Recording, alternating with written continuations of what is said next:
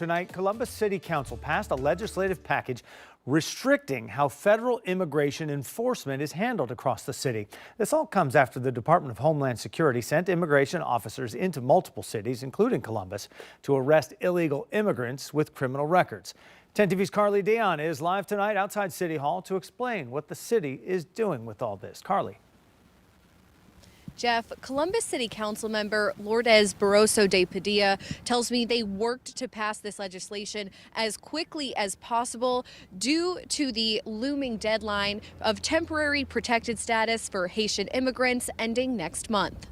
We have home rule here in Columbus and in Ohio under Ohio's Constitution. Columbus City Council taking action to fight back against U.S. Immigration and Customs Enforcement, passing 5 new emergency ordinances Monday night. Immigration is a civil issue, and what we have seen is we have made a political choice in this country to detain people for a civil issue. 2 of the ordinances prevent Columbus police from partnering with ICE to carry out federal immigration enforcement and city employees from having secondary employment with ICE or Border Patrol. In a statement, a Department of Homeland Security spokesperson says, quote, "When politicians bar local law enforcement from working with us, that is when we have to have a more visible presence so that we can find and apprehend the criminals let out of jails and back into communities." We don't want our officers who've done a lot of work to earn the trust of this community to see that trust go away because of the actions of bad actors. Fraternal Order of Police Lodge 9 President Brian Steele released a statement saying, in part, municipal officers do not enforce federal civil immigration law. However, we have an absolute duty to assist our federal law enforcement partners where there is evidence of a criminal offense,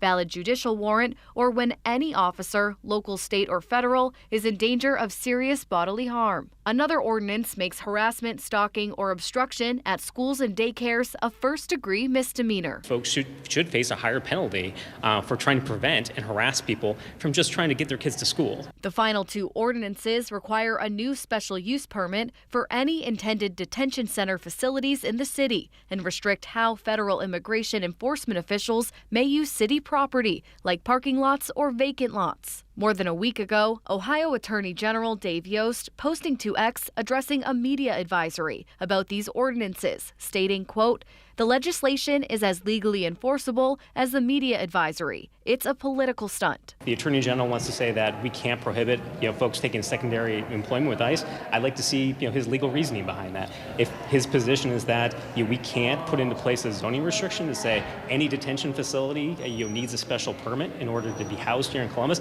I'd like to see his legal reasoning for that. What we are trying to do is say in our city, we do have the jurisdiction under the 10th Amendment to decide how we want to interact with those federal policies, and this is what we have chosen.